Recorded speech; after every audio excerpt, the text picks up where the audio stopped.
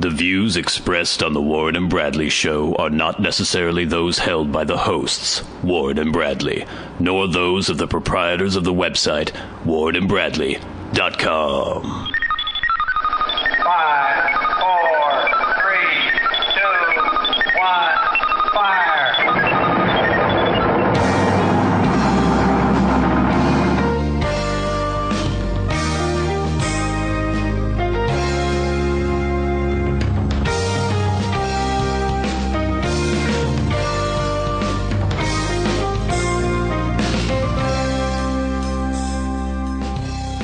Let's make some magic. It is magic time. Hello and welcome to the very last Warren and Bradley Show. Coming at you from Bellingham, Washington. I'm one of your hosts, Bradley Victor. The other host, Warren Van. Oh my god, the very last show we're ever going to do, potentially. And of course... IT guy John seems convinced that Skype is a good option. I don't know, we'll see about that. The amount of technical difficulties we have when we're both in the same room seems to preclude the idea of actually trying to use Skype. We got in here to record the last episode, and of course, the computer guys just decided to pull their pants down and shit all over us. We were here for about 20, 30 minutes trying to figure out why Warren was not being picked up at all. Yeah. And there's all this rigmarole with inputs and cables and cords and settings and the traditional technical problems we always have. Yeah, it's fun. But we got it all worked out. We're here. We're queer. We're ready to record the very last episode. Isn't the parade today? It is. Actually, it is. I thought about that. Bellingham Pride is going on right now. It's weird that now whenever I see the Bellingham Pride Parade, I think of you. Well, oh, because I got stuck in it once? You get stuck in it, and because it makes you mad, because it's a parade. I was fine so I see these, gay people, prancing about with rainbows and stuff, and then all I think about is your, angry face, looking down on them. I'm not mad at the gay people. I'm just mad at parades in general. I think everyone knows about my deep-seated hatred for parades. Yes, it's been well documented. And I don't know if we've talked about it on the show before. I'm moving my mic all around. Sorry about that.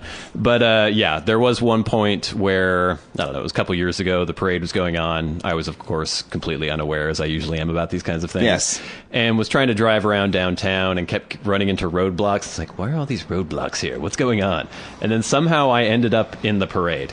I'm just driving around. There's all these people, hey, waving at me. And I was like, okay. It concerns me because if the terrorists were to strike a very soft target. There's not a lot of security here. No, the Gay Pride Parade in Bellingham would be a very easy target. I think so. And it's weird that Bellingham is a community that can even support a gay pride parade, not in terms of politics or anything like that, but I just wouldn't think there'd be a big enough population.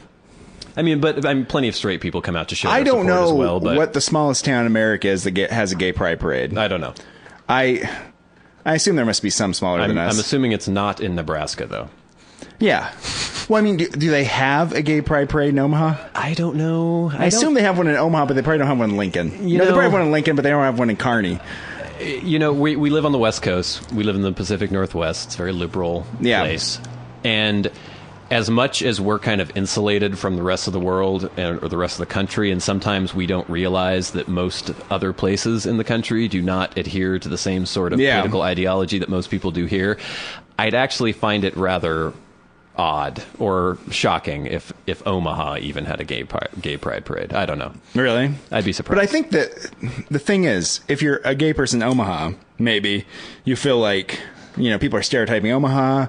Maybe there are a lot of corn farmers in overalls who are going to throw husks at me. So you're like, I'll show them. And then you get out and march, and it's more defiant. Maybe. Than it is here, where it's nobody's yelling at them. There's no resistance. There's no resistance. Yeah. They just close down the streets, let whatever happen. Everyone claps and is so proud and everything. I again had forgotten it was going on today, and I was taking a walk with a friend after I was at the bagelry, and we just kind of happened to wander into the area where it was going on. I was like, oh yeah, yeah, there you go. It's amazing. You have a radar for gay pride parades. Well, it's kind of hard to miss. It's not like the downtown area in Bellingham is gigantic or megalithic. No, but of course I was wearing my tight little pants and my tank top, yes. So I'm sure that I looked perfectly. And you have your weird diet you're doing, so you are looking stringy and Izzy Popish. Izzy Popish? Yeah. See those veins, Warren? Yeah, it looks. I don't know, Look dude. at those veins. Is that what you're going for? Yeah, fine. I like veins. I don't know if anyone else does or if women do. Do women look at a man's body and if he's kind of ropey and cut, but do they enjoy the veins? I don't know. I don't know if they enjoy the veins. If there's one thing we've established over the many episodes of the show, we do not understand what women find attractive. We do not understand what makes men attractive. No. And I think we're just going to have to end the show without knowing that. Like, we're just going to have to accept their word for it. Huh? Accept defeat. Yeah. I'm going to start giving up. I've been trying to do this for years and figure this out and get like a good read for it. And I just get contradictory information all the time. Mm-hmm. You know, so I'm like, Well, I think that what women find attractive is as varied as snowflakes, Warren, because I think there are some women who would see, look, he's all striated and ropey with veins popping out all over the place. I enjoy that. And then there'd be other women who go, yeah, it's sickening. Shudder. Yeah. It's funny, though, because as I have been, I mean, my body hasn't changed that much because I've always been thin, but there's a little bit more muscle and a little bit more veins going on. And as that happens, I'm like, ooh, veins. And I'm quite pleased by veins. Yeah. I don't know why exactly. I just find them... There's a strange... I guess if I could put myself into the body of a woman and look at me through a woman's eyes, I have no idea if I would find the strange vein that pops up on my bicep when I, like, take a drink of coffee. I don't know if I would be, ooh... I can't imagine how that would be attractive. I don't know. But I can't imagine being attracted to a man at all. So who knows? What is it about men that they find attractive? Is it the things that are manly, which would be like low body fat veiny, because that's a testosterone driven sort of thing. Mm-hmm. So is that built into them somehow primitively? They see that and that's a marker? I don't know. Or is it like, I don't know. Or are they looking at you like, look how sickly he looks? Well, because if I saw a woman who was all veiny and muscly and striated, I would not find that attractive at all. And yeah, if she like picked up her can of Coke and the giant vein popped out, nothing appealing about that vein. I'm getting veins all over my. Well, it's like they're coming from my crotch and extending up into my stomach. I don't know. It's kind of cool. Maybe you want to take it easy with the diet. I'm totally fine. All your veins are popping out. That may be a problem. Well, they're supposed to be. They're doing. They're working. That's how your body's supposed to be. That's how the human body's supposed to be. Well, with veins on the outside, just dangling around. If you have no body fat percentage, that's how it's supposed to be. Maybe a little body fat's okay. Hopefully, I won't get caught in a famine somewhere or stranded like on a desert. Well, that's the thing, right? I have no. If something bad happens, you're like, oh crap, I gotta eat. I gotta eat fast. Not how much to burn, and it just burns your muscle, and you just waste away. Yeah, it's bad when your body starts metabolizing muscle. It's very toxic. Yeah, don't do that. Let's not get to that point, huh? Well, I'm well fed right now. I think I'm fine. I don't want to come back from Wisconsin and just see you walking around like you live in Ethiopia or something. If you ever come back from Wisconsin. So yes, this is the very last show. It's kind of poignant, kind of sad. We're going to not have a celebrity minute on this episode. I decided that, you know what? It's the last show. The show's rabid fan base was built upon Warren and I just talking to each other about nothing. And I think that's what we're going to do this episode. I think maybe have a Netflix pick, maybe have a Street Freak of the Week. What are you talking about? You're going to eliminate the one thing the one thing that people actually like and then bring in Netflix pick? Well, I think us being obtuse is kind of a hallmark of the show, so we might as well live up to that. Tone deaf to the expectations of the audience, I think. Well, we also put out a heartfelt plea for listener feedback for the very last episode. Yes. It's like, please, this is the last chance you have to ask those burning questions. And our audience responded with an overwhelming amount of apathy. No, we did not get a single question. No. There was a couple questions about there was one question about when it needs to get in.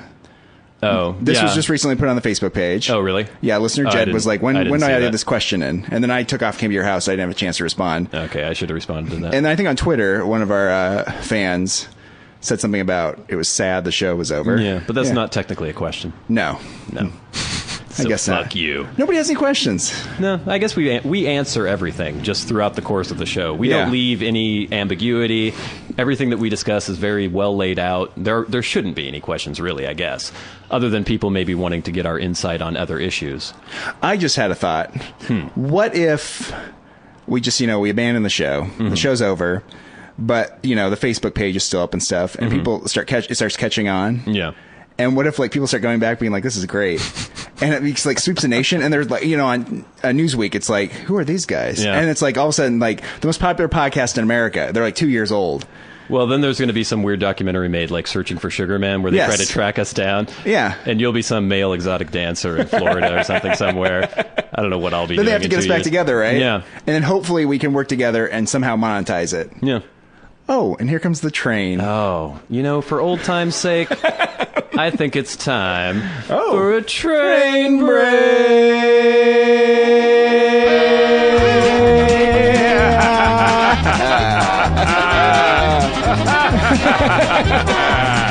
long has it been since we did one of these? I don't know. It's been weeks and weeks and weeks and weeks. We've got really fucking sick of it after a while. This is a train break. The trains have been coming with much more frequency lately, actually. Yeah, I guess that's one reason we decided for going the trains. The frequency of the trains is taking us out.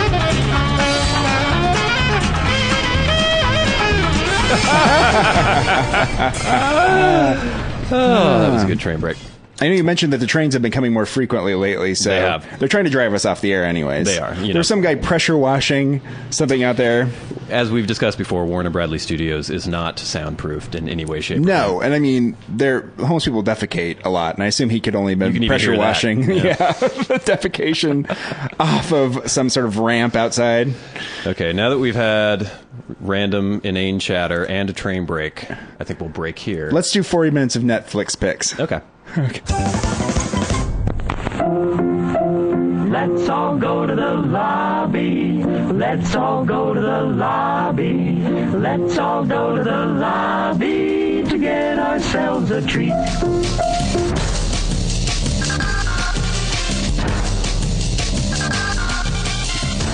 Sitting at home, bored, alone.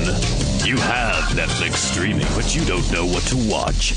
Well, now you do with Netflix Picks on the Warren and Bradley Show.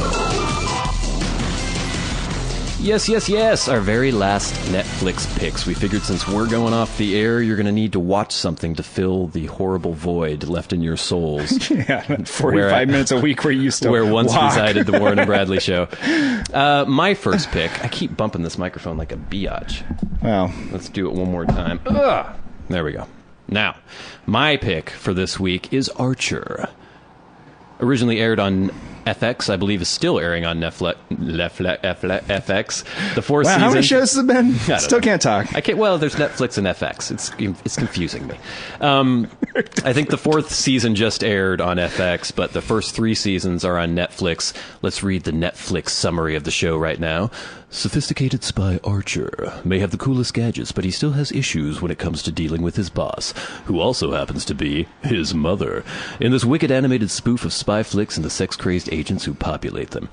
This is a show that I believe my little brother told me to watch about 2 or 3 years ago when the first episode, when the first series was on, and I went, yeah, whatever. Cartoons. The only cartoons I watch are crazy anime. I never really watch Western cartoons. Weird, octopuses having sex with young woke girls and stuff like that, right? Well, Yeah. And then, I don't know, recently several other people have just randomly told me that I need to watch the show. So I was like, all right. I saw it on Netflix, started checking it out. I don't know if it's something that's going to grab everybody right away, but if you stick around, the characters are all so twisted. The situations are all somewhat disturbing. There's lots of strange, aberrant sexuality, lots of random, weird violence. It sounds titillating. It's quite adult, actually. Yeah. I don't know. It's warped and it's funny, filled with all sorts of weird references that are just rapid fire, machine gun fire dialogue. You just have to kind of be there listening the entire time, and you'll pick up all these different things. Probably miss half of the illusions they're making. Made by the same guy, Adam Reed, who did, I think, like some of those Adult Swim shows on Cartoon Network, like C-Lab something. I don't remember seeing any of those things. I know they exist, though. He's a big name in terms of like quirky, weird, adult-centered cartoons. If you That's what his mom always hoped he would be. A big name in that market. But they have 3 seasons on Netflix. I'm about halfway through season 2. It's still quite amusing, and I highly recommend Archer on Netflix. Now, Warren, you have a Netflix pick. I do. I watched a movie called Existenz. It has a big X and a big Z in the title. It's a David Cronenberg movie from, I believe, 1999. Looks like starring Jennifer Jason Leigh, Jude Law, Ian Holm, Willem Dafoe, Don McKellar, and Callum Keith Rennie. All-star cast. Yes. It's about a video game. You like video games. I like some. But it's about a video game in the future, I think. Okay. And it's a virtual reality thing. You start to wonder what's the reality and what's not reality. And it's a David Cronenberg movie, so it has a lot of creepy, weird, like biological things integrated with human beings. Right. Which I don't know why every movie has to have that. Why is everything, that? Everything from the fly. Everything is always just weird. It's Videodrome. It's the Naked Lunch. Yeah. They all have this weird thing. They have to get this bioport in their back, so you have to take this weird tube and put it in their backs and stuff. Even the poster that I'm seeing here, it looks like Jude Law is firing some sort of strange. It's a weird gun made out of like biological material, and it shoots teeth. Okay, it's very strange. I don't know if I'm really recommending it. I am saying that it was interesting. Okay. Well, the Netflix summary. Leading virtual reality game designer Allegra Geller is testing a new prototype when an assassin wielding a daunting organic weapon attacks her. She survives the assault but must portal into her own game to get to the bottom of the intrigue. I have never heard of this. Was this in wide release or was this a very I don't think it did very well. film? I hadn't heard of it either. I actually was reading an essay last week about movies, and it came up as some movie about a presentation of virtual reality or the idea of like an altered reality or something, and I thought it was a good example, the author did, so I was like, I'll give it a shot. So I've been watching that, and they also mentioned that in that article, Vanilla Sky. Oh, yes. Which I just started watching before I came over here. I've never seen. Oh, so far it's very awkward. I just can't watch Tom Cruise kiss women. It's so awkward. I just watched the 2005 War of the Worlds, Steven Spielberg movie. I watched a little bit of the beginning of that. That was actually fairly entertaining. It still had kind of the lame ending that you can't really do much about. And spoiler alert, this book was written in 1898 or something, but the aliens all just die from microbial infections that they get from you can't spoil H.G. Wells. Well, so Tom Cruise at one point is playing catch with his son. Yes, I remember that. My lord. He throws the ball through the window. Yeah, if that's a marker of sexual, I mean, this is horribly stereotypical, but he throws like a girl. This weird kind of fake sidearm, strange whippy motion. Okay, I had the same experience with that movie. Remember, I tried to watch Mission Impossible 2 a while back. I tried to watch War of the Worlds for a while. It's always just Tom Cruise trying to be cool. It never becomes a character. Well, especially in War of the Worlds, he's supposed to be some dock worker from Jersey. Yeah. And it's like, I have my like fast car, and I'm like, I do my own thing. You're like, man, you look like some weirdo Scientologist pretending like he's trying to be a cool dock worker. Yeah. He never blends into the character. You know what I mean? Well, he is Tom Cruise. It's weird how there aren't very many actors like that left where they are just stars. I think they had to have been minted in the 80s, and they're still around. They still survive. They don't play characters. They play themselves in these movies. They're a persona, and that's what he is. And that's I guess Arnold Schwarzenegger's that way. Kind of, yeah. You don't ever be like, now I believe this Arnold Schwarzenegger character. It's just Arnold Schwarzenegger saying lines. Small town sheriff approaching retirement who for some reason has an Austrian accent. A very heavy Austrian accent. So you're always just like, oh, it's him pretending to be something. If I were a screenwriter and I was tasked with, creating an Arnold Schwarzenegger vehicle, I would feel honor or duty bound to create some sort of backstory as to why he had a ridiculous, cartoonish Austrian accent. But can you imagine that, every movie he's in is always, has some, exposition at the beginning where it's like, oh, yeah, remember, he used to live in Austria for a while. People one line of dialogue or something, when you used to live in Graz. Yes, I did. Yes, okay, there you go. That's all explained. Even in fucking Terminator, why would they make a robot and give it a crazy Austrian accent? That never made any sense to me. You don't want to get involved in, thinking about the things that happened in Terminator. That's true. If you do that, you start being like, none of this makes sense. No. Man, Jude Law has a lot more hair in this. Just taking a look at the poster there. Yeah. Oh, yeah. He's lost a lot of hair, hasn't he? It was a long time ago. It was 14 years ago. Yeah. All right. So there you have it. 2 picks for you to watch on Netflix. Archer, the crazy, surreal, violent, disturbingly sexual cartoon. And Existenz, the strange, overlooked David Cronenberg movie. This has been Netflix Picks on the Ward and Bradley Show.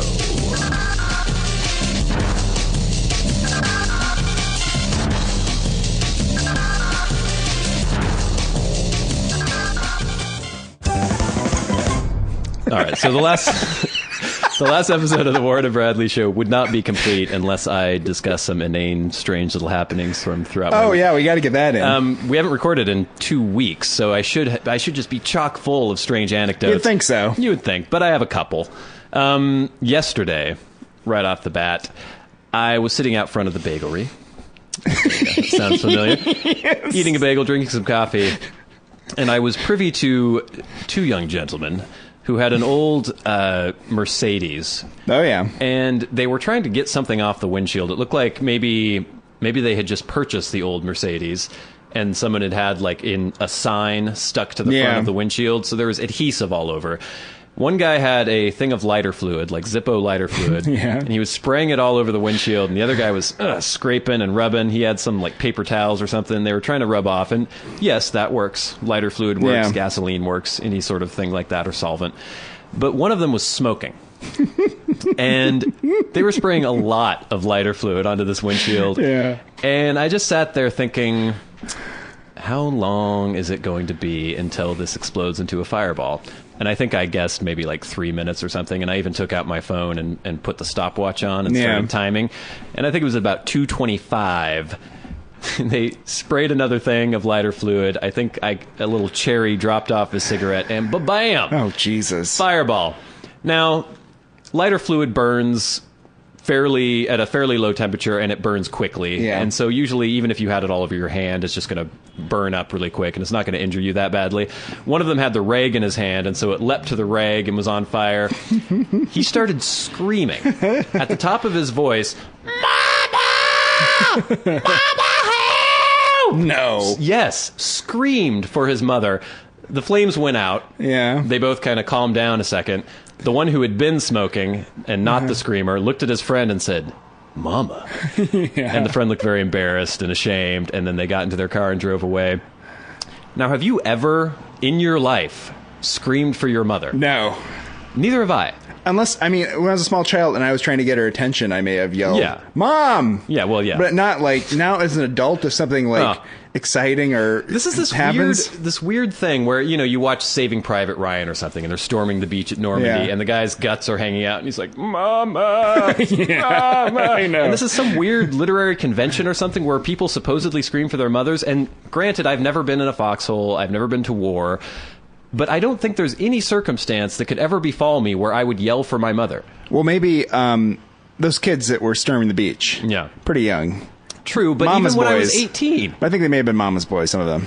I don't know. This is very strange. These weird, like, Italian kids you even hear about nowadays that, don't leave their mom's house until they're in their mid-40s and stuff. And she's always cooking for them and stuff, and they have this weird relationship with her. Maybe they're like those guys, and they bring them in, they ship them out, and they're like, "Mamma mia," But, I don't have that sort of relationship with my mother. Yeah, so do you think that's what it is? It's the relationship and not just general It has to be, because that's not like a curse word. No. Or it's not like something, like, if I was like, scared, or but what I would do they swear. Think, what would their mama do? Yeah, there's something deep-seated and weird about that, isn't there? I guess it's just weird. I don't have anything like that where if somebody, whoever the person may be, if they were with me, I would gain comfort from that. I don't have anyone like that, I don't think. Oh, no. Well, and I don't think, do you? I mean, is there somebody... Oh, you mean if a rag was on fire? Well, if you were being tortured or something, or somebody was sawing your leg off with a rusty piece of metal, having someone near you, is there anyone in your life who'd be like, "Oh, now I feel slightly better that you're..." Because my mama's there? Yeah. Or no, anybody. I guess not. No. Yeah. Yeah. But I guess that must just be some, like, hard wiring they've got since they were a little kid that they yelled out for mama when they, like, skinned their knee and stuff. I guess he must be really young. Was he young? The guys who were yelling for... No, they were, like, in their late 20s.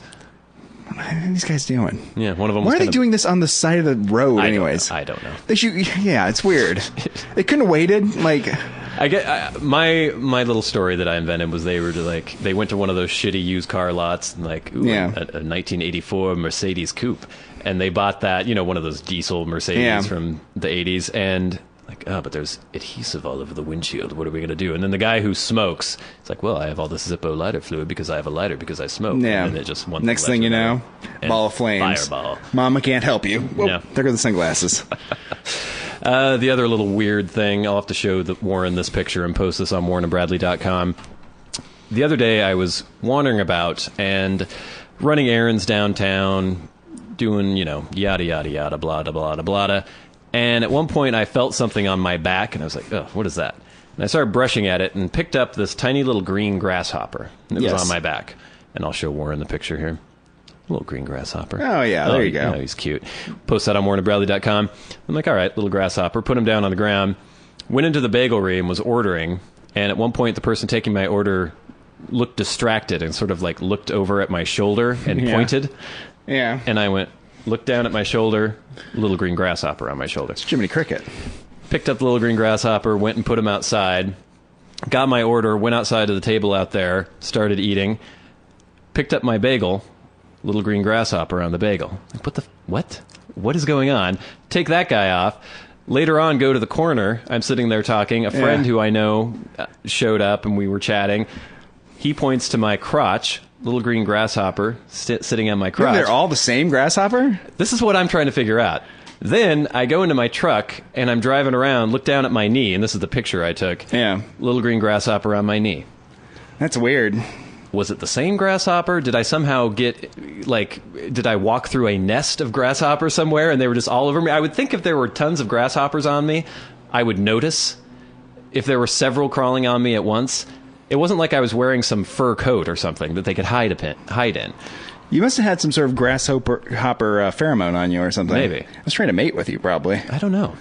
It's like when you wear, like, an orange coat and those butterflies are, like, mating and they are all orange, so they start, like, jumping on top of you. Is that what happens? Yes, that's what happens. I don't think I've ever experienced that before. So that's what I think that was going on. You must have, for some reason, replicated the kind of, like, mating scent of this particular grasshopper, and he was really, like, not going to be denied. That could be a superpower. I don't know how it could ever assist you. The only thing it could possibly do is, let's say, you were trying to cripple your enemy's, like, food supply. Yeah. So you're like, how are we going to wipe out their fields of corn and wheat? Right. And, like, bring in the superhero. And you would, like, come in and just, like, rub around and stuff. And then, like, they'd all got off and started eating, and then you wipe out their crops. Yeah, but I don't know if they're not locusts. So who knows? Grasshoppers still eat stuff and in like some that. parts of the world, people eat grasshoppers. So maybe their grain being replaced by grasshoppers would actually be a I eat good those thing. grasshopper cookies. Oh, yeah, I've had some before. Oh, I believe you. I don't think they actually contain any grasshoppers. No. Have you ever eaten an insect before? Yeah. What'd you have? I've eaten a worm. I've eaten a beetle. A slug. I think a spider. Wait, were And these, like, being served to you, or were you just, like, picking these up off the street and eating them? These were when I was a little kid, and my brother would try to get me to eat insects. But we didn't try. Apparently, you succeeded. It sounds like to me. Yeah, for the you most just part. eat all these insects? And some of it was also like dares. Look, I'm going to eat this bug, and I'm going, yeah, like girls, impressing girls when you're a little kid. Yeah. They're very impressed by that. Right. Veins popping out all over the place and eating gross insects. bugs. Yeah. Wow. That's how you attract the ladies. You wouldn't think it would work. All right. So, Warren, I'm sure you've probably heard this story, and I'm sure most of our listeners probably have as well. But recently, in Brazil, at an amateur soccer game, Oh, yeah. a referee was killed, drawn and quartered, and his head was removed and Yeah. placed upon a spike in the middle of the field.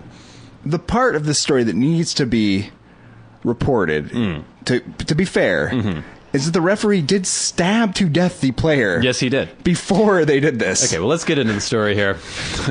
This story, the girlfriend brought this up to me the other day. I said, as I usually do, I was like, this is not a real story. Yeah. And apparently it's a real story. Well, the match, which took place on June 30th at Pius XII Stadium in Maranhão, northeastern Brazil, devolved into violence when the 20-year-old referee Otávio Jordão da Silva expelled player Josemir Santos Abreu, 31, from an amateur match. Angered by the expulsion, Abreu threw Silva to the ground. So he did attack him, to be fair. Yes. And of course, the ref, knowing that he was a soccer ref in Brazil, was armed with a knife of some sort. Maybe just being a person that lived in Brazil. Perhaps. Yeah. Took the knife out, stabbed him in the chest.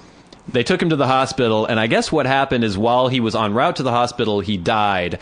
Somebody called friends and family member who were still at the match, told them that he had died. they were understandably upset and understandably attacked the referee, chopped his arms and legs off, chopped his head off, and put it on a spike in the middle of the field. It's interesting, the levels of like inappropriate behavior, how that escalates, right? Yeah. You are never supposed to touch an official in a sporting event. No. Much less tackle them out of the ground. Yeah. Unacceptable behavior. Isn't the But you're World not Cup supposed going to be in Brazil? Yes, you're not supposed to stab someone in the heart. No.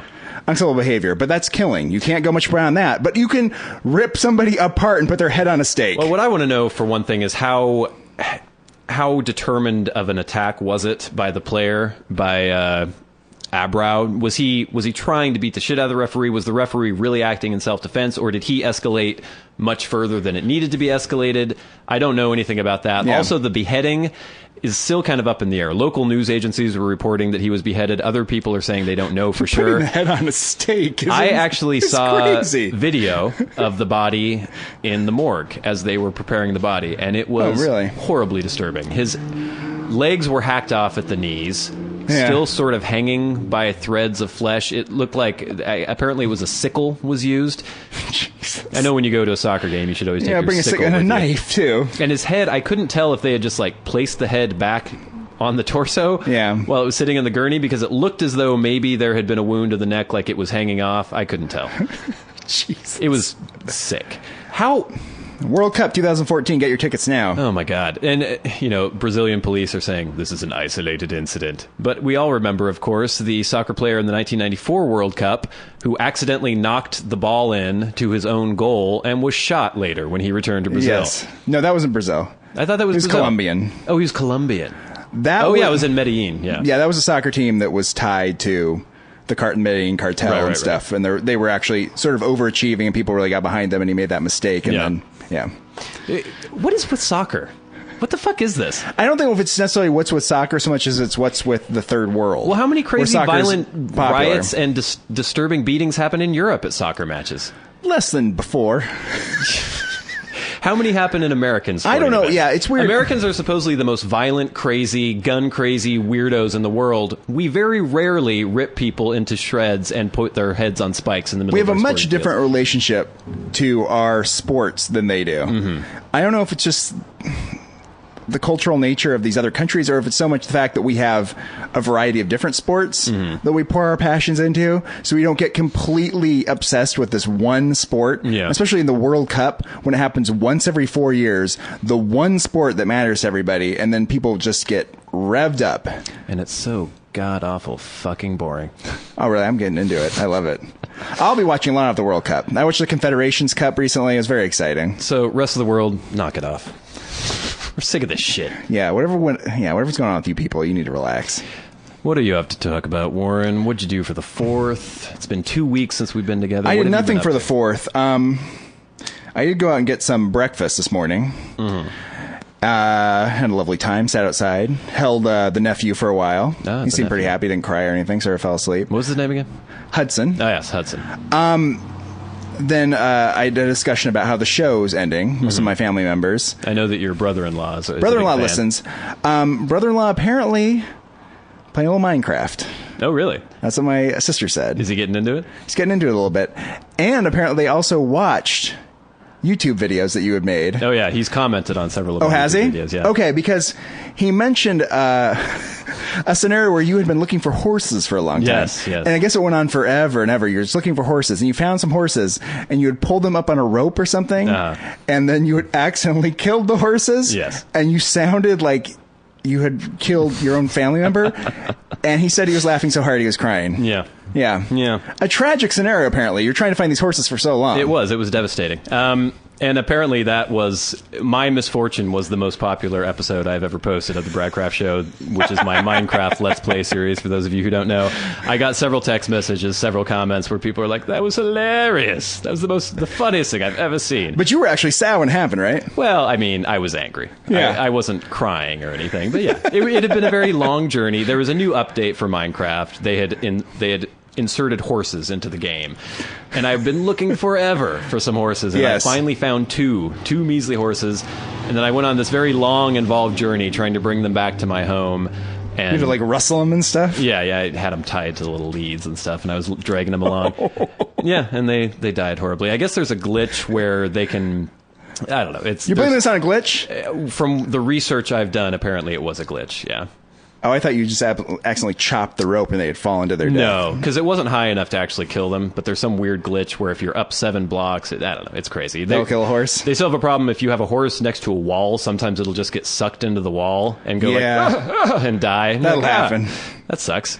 But yeah. Oh, man, it's good that doesn't happen on the farm. It's terrifying. It was sad, but people seem to really enjoy me being angry and upset. Oh, about my horses they thought dying. it was great. Yeah. They couldn't. I think if I want my YouTube channel to be popular, it's just going to have to be one mishap after another and me getting really angry and swearing. IT Guy John sent me a very long, involved text message string about how much he enjoyed that episode and how I needed to promote it more, and Well, IT Guy John, of course, is a proponent of us continuing the podcast. He is. He thinks the technology is at the point where we can actually do this podcast. We have the technology. I don't know. Skype, I have been burned by Skype so many times. It might be possible that if you have a good enough connection and I have a good enough connection, it's possible. But I think we both had the same sort of experience with Skype. My experience with Skype is listening to podcasts of people using Skype. To people just talking over each other, and I'm like, I can't listen to this. This is really awkward. Yeah. And also, my girlfriend uses Skype sometimes, and her just sitting there being like, it's disconnected again. It's what's happened. It's disconnected. Then a picture will come up of somebody, but they'll be frozen, and their voice will be coming out, and then it will, And I would want to do video as well because so much of the show is based on our interplay. Yeah, we have to see what we're doing. Yeah. But we'll see. Yeah, I don't know. If we should, I think we'll try it. Maybe we'll try some sort of test or something. We'll see how it goes. We'll see how that goes. Don't unsubscribe from the show if you're subscribed. Right. That's one thing I wanted to impress upon people before the show ends, before this episode ends, is that you should still check back at warrenandbradley.com. You should still check the Facebook page. Don't unsubscribe, because even if we don't have a weekly show, I'm sure we'll still post some little things every once in a while. When the show starts to pick up popularity and stuff, you're going to want to be when the public will part demand of it. Yeah, you're going to be like, I was one of the ones, the originals. So stay tuned for that. So the other day, I walked in the kitchen. Yes. And I noticed my girlfriend's corn checks were on the counter. Oh. And the back was facing me, and there was a heart shape of corn checks and some text in the middle. And I was like, what's this about? And it was a couple of letters from people who had apparently written to Corn Checks or General Mills to praise the product. Just went on at length about how great it was. And I thought this was very funny. Yeah. Because I was like, I can't imagine, even if I enjoyed a cereal a lot, I can't imagine actually sitting down and taking pen to paper and writing to an entity, a very large entity, right? And being praising this product. There's no Mr. Checks who makes. No, there's no one there that invented it. But can you imagine yourself being an 84-year-old retired man who has absolutely nothing to do with his time? Well, it's interesting you bring that up, because I pointed this out to the girlfriend. I was like, look at this. Isn't this ridiculous? She's like, well, I've called General Mills before. And I was like, did you? And she's like, yes. Years ago, as a child, she had looked at many boxes of cereal and compared the nutritional information on them. Right. And she found that I think the Corn Chex was the most nutritious by her standards. So she had called General Mills to thank them. Huh. And it's weird to be that receptionist too, right? Or the person that's taking that call. Yeah. Because what is that call means nothing. Well, they go to the CEO of General Mills or whoever the fuck. Some child called and said your cereal is more nutritious than others based on the amount of riboflavin or something. That's why I get up every morning. Exactly. I had a brief period as a child when I discovered that if you complained to manufacturers, they would send you free shit. Yeah. Because I think I got a Twix bar or something once that was all fucked up. There was no caramel in it, and there was just this weird quality control problem. It was all fucked up. Yeah. And so, as a child, for me to scrape the money together to buy a Twix, it's a bigger purchase now than it was then. Exactly. I mean, then it was now. And so I was horribly disappointed by my fucked up Twix bar, and so I called the number on the back, and I don't know how old I was, 10 or something. It was like, my Twix bar wasn't good. It was gross. Yeah. And they went, oh, we're sorry about that. And then they sent me a Twix bar in the mail. Just one? Yeah. It was just one. That's weird. Well, I know that we had a friend when we were in elementary school who was kind of a shyster. Yeah. He's that kind of guy, and he was really into doing this. And I know his thing was he had called David sunflower seeds and claimed there was a live worm in his sunflower seeds. And they had sent him a lot of sunflower seeds. So he's like, you should do it. You should do it. And I think he had started doing this for a lot and just getting them sent to him. So that's usually what happens, right? Yeah. They call and complain. They send you a bunch of the stuff to keep you keep you as a customer and to shut you up. Yeah. Yeah. I don't know. I mean, I guess I could do that. As a 10-year-old, it was amusing for a while because I was just shocked that people would send you free shit in the mail. But I can't imagine being an adult and taking the time to bother with that. I mean, I don't send food back in restaurants. I don't usually complain about it. No, I don't complain. That's the weird thing, too. And it's like... But it's also like to get these like rather relatively inexpensive consumer products. Mm-hmm. I don't need to commit fraud. Yeah. Right. You can just. I guess you can just go out and purchase them if you need them that badly. $1.99 for a bag of David sunflower seeds. Yeah. I prefer rice checks, by the way. Oh, so do I. Well, interesting you bring this up. It was last night. I went to the grocery store. I was walking down the aisle as I'm wont to do, and I noticed the rice checks were on sale. Mm-hmm. So I was like, I'll get me some of those. And I had some rice checks last night, and they were great. I haven't had cereal in quite some time. It's good. I don't ever eat it anymore. As a child, I always ate cereal. I eat it constantly as a child. Yeah. And I never eat it now, maybe once or twice a year, and I'll be like, oh, I should get cereal, and I'll be like, this is great. There's a brief period where I was buying muesli because I had been watching Flight of the Conchords, and Jermaine was always eating muesli. I was like, oh, yeah, that looks pretty good. And so then I went and bought some muesli. Have you had any Vegemite? Yeah. You have had it? Yeah. Was it awful? Yeah. Does it just taste like yeast or something? It's bittery, molassesy, weird. It's not good. Yeah. So it's like probably something you have to eat when you're a kid to like it, right? I would assume you have to be acclimated to it from an early age. There's actually, in some of our local supermarkets, you can go, they'll have an international aisle, and they'll have things like, they'll have their little British section where there's like HP Brown sauce and, spotted dick and shit like that you can get. And I think there was even a little Australian section where they had stuff like Vegemite. And, the expats can go and get their stuff. And what was that other stuff? Nutella, which is that weird spread. Oh, yeah, I ate a bunch of that stuff when I was overseas. I know the girlfriend used to actually live in England. Mm-hmm. And for some reason, I was reading something the other day, and they're talking about how there's no peanut butter anywhere else but here. And I was like, they don't eat peanut butter everywhere else? And she's like, no, it's a very American thing to eat peanut butter. And apparently you could go in London to like the fancy American store and pay like a high premium for peanut butter. Well, it's funny. Everyone else thinks it's gross, apparently. I had that's a weird thing. There's several products. Dr. Pepper, internationally, is often considered disgusting. People think it tastes like prunes. Oh. It's weird. Apparently Japanese people hate Dr. Pepper. And they think it's the weirdest thing in the world. But anyway, where was I going with this?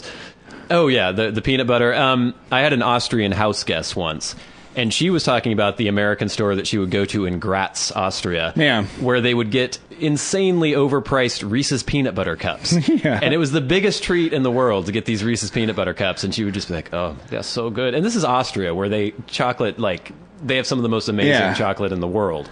But she was obsessed with Reese's peanut butter cups. That is strange. We'd go into the convenience store and she'd be like, and start clapping, and she would get her little Reese's peanut butter cup. She's like, it's only $1. And she would buy it and just, it was interesting. It's the little things like that. Yeah. I know when I was in England, I like Starburst. I'll eat a little Starburst once in a while. Mm-hmm. Actually, there's a new flavor of Starburst out, a very berry set of Starburst. It was very delightful. I had some the other day. But their standard Starburst there have a different array of flavors than we have here. Right. Including like currant. Currant? Yeah. Ugh. Currant is one of the flavors. I think they're great. They're delightful. Really? If I could go to the like England store and buy some of those, I would go get them right now. You can't get them anywhere else. You can't get them. I was really obsessed with having munchies. Yeah. Because I've listened to the Ricky Gervais podcast, and Carl Pilkington would talk about munchies all the time. Yeah. What the fuck are munchies? And so I looked them up. There's actually a Frito-Lay munchie in America, but that's like a snack mix. Mm-hmm. In England, it's made by Nestle, and it's some just like biscuit and caramel and chocolate. It's almost like a Twix kind of, but not quite. And so I actually I ordered a munchie online. Really? It wasn't very good. No. A lot of that stuff is just stuff you had since you were little, so you think they're good. That's why they're good to you, right? Well, it's like me with... I love the little mini Reese's peanut butter cups, where the chocolate is basically this weird, chalky, powdered shit. So is the peanut butter. The peanut butter, too. It doesn't really taste like chocolate or like peanut butter, but I love them. It's like some weird powder reconstituted, like chocolate peanut butter thing. I was obsessed with the taste purple as a kid. Yes. I didn't realize that it was supposed to be grape because it doesn't taste like grape. No, grapes don't actually taste like that. It tastes like purple, but so that's what I called it. Grape gum. I was always like really into it. I really love that flavor, But it's just it's a construct, right? And if you like went out now and had some sort of like gum or candy that was labeled grape, you took it out and it was green or something. You're like, green? Why is this purple? And you ate it and it actually was flavored, tastes like a grape. You'd be like, what is this thing, right? You probably spit it out. Yeah, because it doesn't taste like grape. Yeah. It's all about what you're adjusted to. That's like the inner city African Americans who drink their orange drink or their purple drink. I wasn't going to bring that up, although I did think about that there's the grape soda stereotype too. Yeah. And it does not taste like grape. It tastes like purple. Yeah. That's delightful, though. All right. Let's have one more segment, and then we're going to call it a show and a career. Oh, no. Okay, so there's something that's been annoying me lately. Yeah. And let me just preface this by saying that I'm going to describe a physical irritation that's been going on, and I'm in no way trying to ascribe a certain physical prowess to myself in any way, shape, or form. But recently, it's been hot. I'm glad we're closing the show with one of these. I complain against other people where you talk about how you're better than them. No. Let's do it. No. It has nothing to do with that. You're way off the mark. Okay. It's been very hot lately, and I've been working outside, and you get sweaty. And what happens when you get sweaty is that your clothes, they start to chafe, they start to shift around. And what's been going on is that I'm constantly crouching, getting up off the ground, getting down onto the ground, getting on my knees. I'm moving all over the place. Yeah, you know. I'm a high-priced male prostitute. But low-priced, you're outside. Well, I guess, yeah. In alleyways. But what's been going on is that my penis is constantly getting in my way. And it's because...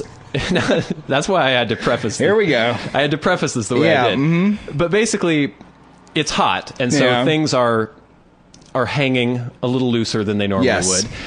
My underwear gets all sweaty and stretched out, so it's not giving the support that it should be. Okay. And my pants get all sweaty and stretched out, so they're shifting all over the place. So basically, anytime I crouch down, I have to physically grab myself, shift it out of the way of my legs, and then crouch. Otherwise, it gets caught in between things. You have to use both hands because it's just so big. And, there's a little heft going on there. Yeah.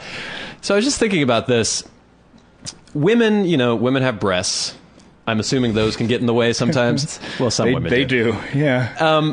But I can't think of anything more obtrusive than a penis. Walking around with this thing dangling between your legs.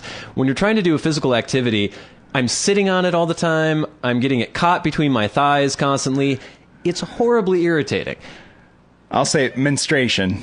well, yeah. Okay, you won. Never mind.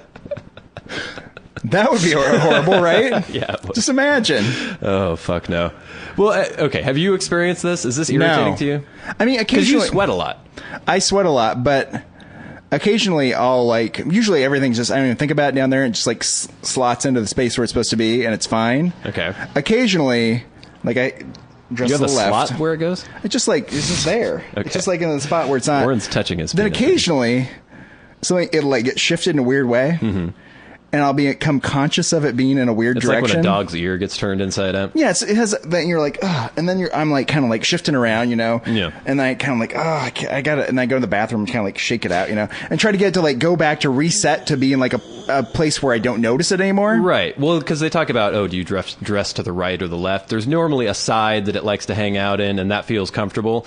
And in polite company, you don't want to be shifting your penis around in front of people to get it to lay in a more comfortable position. No. When I'm at work, I don't care, but it feels like I'm fondling myself the entire day when I'm at work. But yeah, there's been times, usually I wear pants tight enough when I'm not working that it just keeps it right where it's supposed to be at all times. Yeah. But then, from that, I was thinking about, I can't remember what I was looking at. There was some survey or something where it was asking all these weird questions, and then it asked, are you able to perform oral sex on yourself? And I was trying to think of what the fuck survey you're taking? It was something on Facebook that somebody had linked to or something. I don't know. It was something weird. And I was just wondering how many people could answer yes to that. Wasn't that the thing that, is it Marilyn Manson and Trent Reznor are supposed to have had their ribs removed so that they could do that to themselves? Do you remember hearing that? Yeah, one of those urban myths. Yeah. Yeah.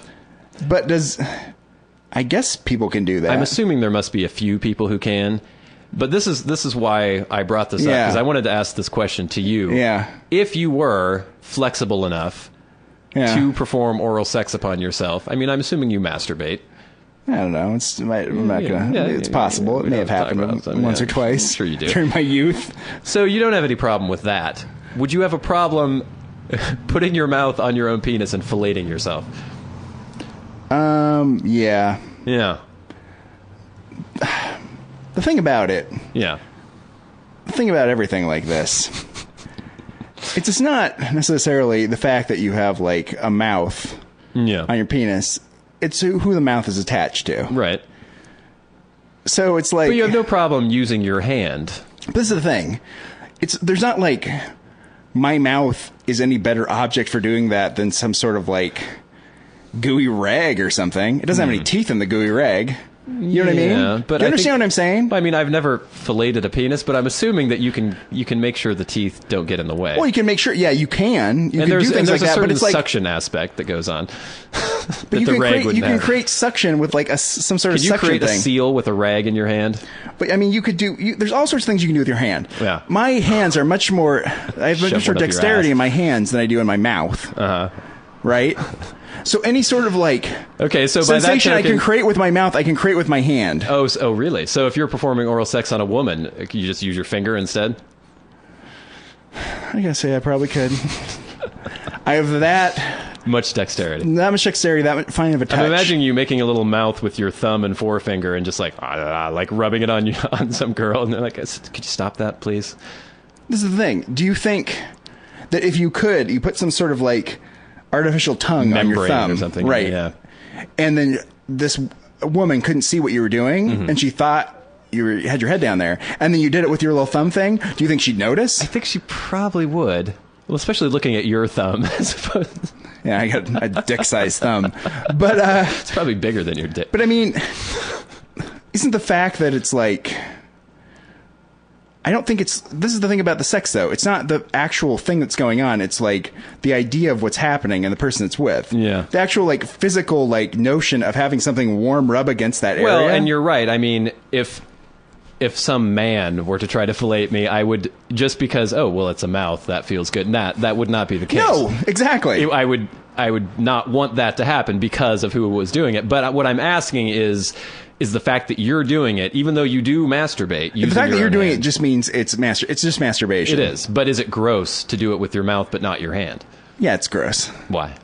Because it's a weird thing to do. Because everyone's not. You know what I mean?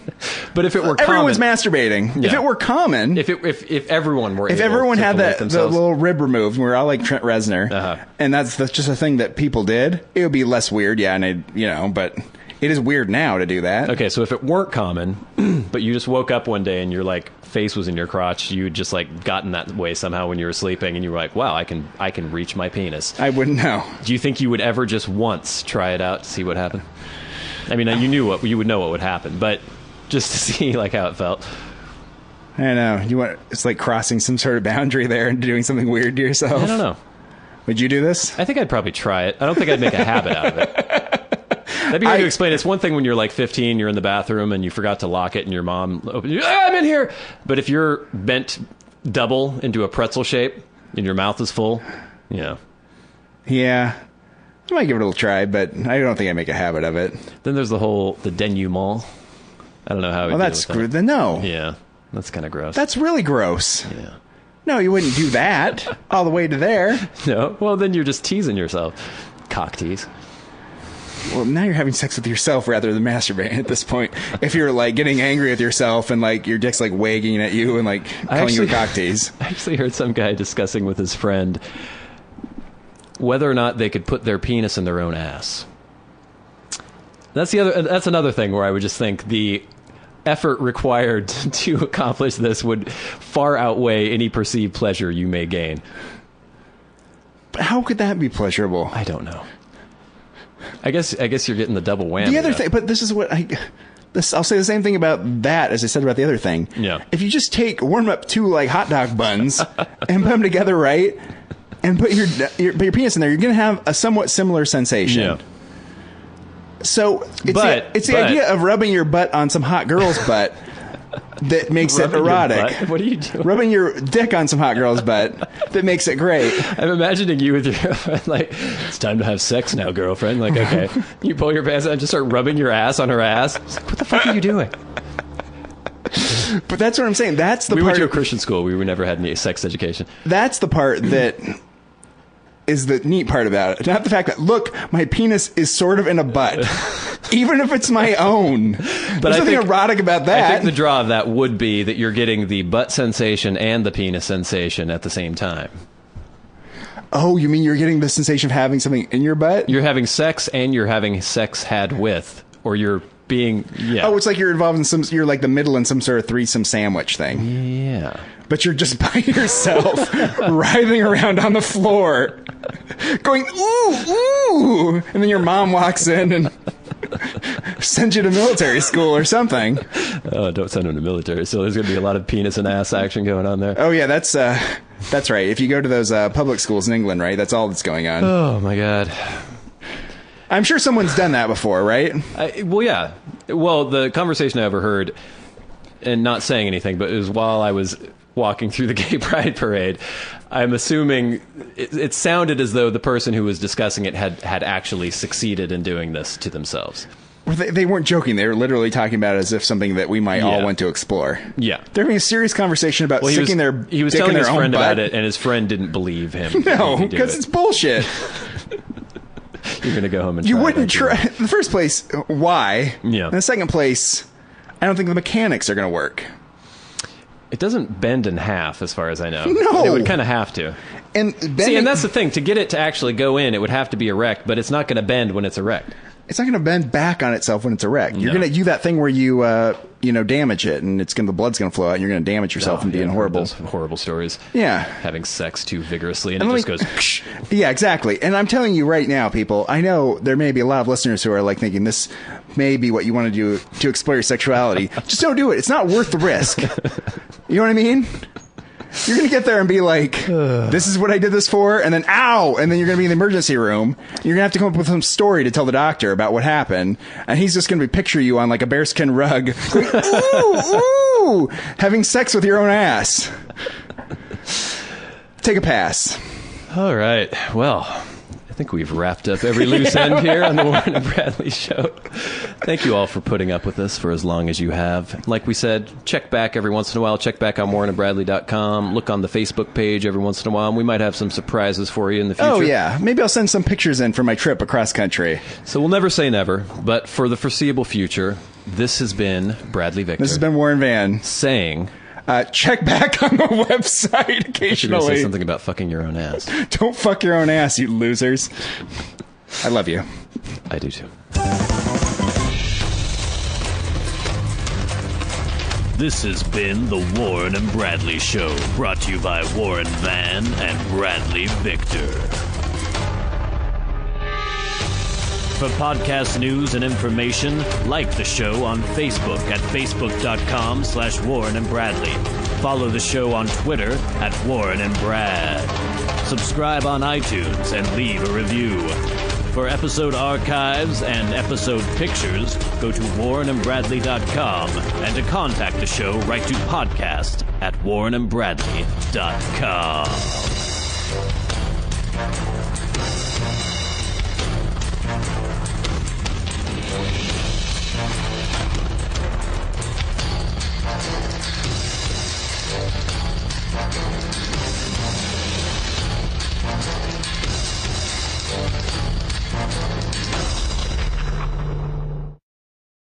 I don't know. I don't know if they enjoy the If there's one thing we've established over the many episodes of the show, we do not understand what women find attractive. We do not understand what makes men attractive. No. And I think we're just going to have to end the show without knowing that. Like, we're just going to have to accept their word for it. Huh? Accept defeat. Yeah. I'm going to start giving up. I've been trying to do this for years and figure this out and get like a good read for it. And I just get contradictory information all the time. Mm-hmm. You know, so I'm like, Well, I think that what women find attractive is as varied as snowflakes, Warren, because I think there are some women who would see, look, he's all striated and ropey with veins popping out all over the place. I enjoy that. And then there'd be other women who go, yeah, it's sickening. Shudder. Yeah. It's funny, though, because as I mean, my body hasn't changed that much because I've always been thin, but there's a little bit more muscle and a little bit more veins going on. And as that happens, I'm like, ooh, veins. And I'm quite pleased by veins. Yeah. I don't know why exactly. I just find them There's a strange, I guess if I could put myself into the body of a woman and look at me through a woman's eyes, I have no idea if I would find the strange vein that pops up on my bicep when I like take a drink of coffee. I don't know if I would be, I can't imagine how that would be attractive. I don't know. But I can't imagine being attracted to a man at all. So who knows?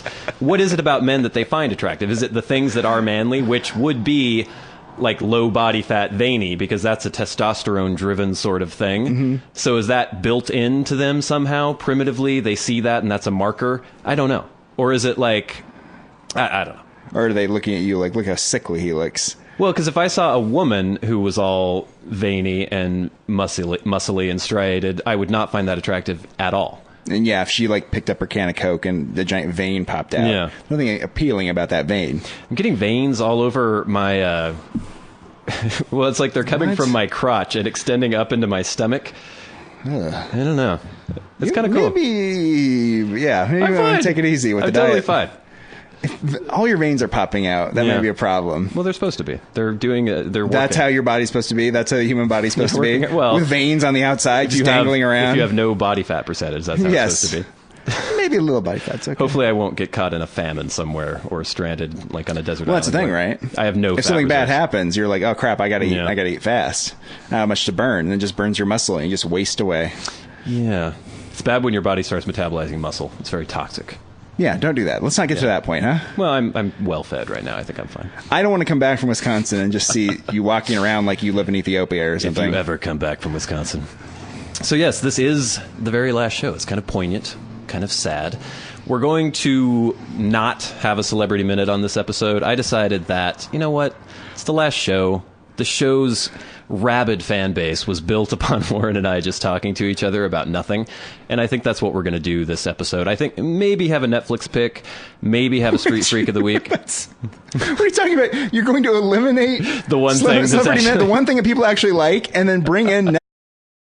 The views expressed on the Warren and Bradley show are not necessarily those held by the hosts, Warren and Bradley, nor those of the proprietors of the website, warrenandbradley.com. 5, 4, 3, 2, 1, fire!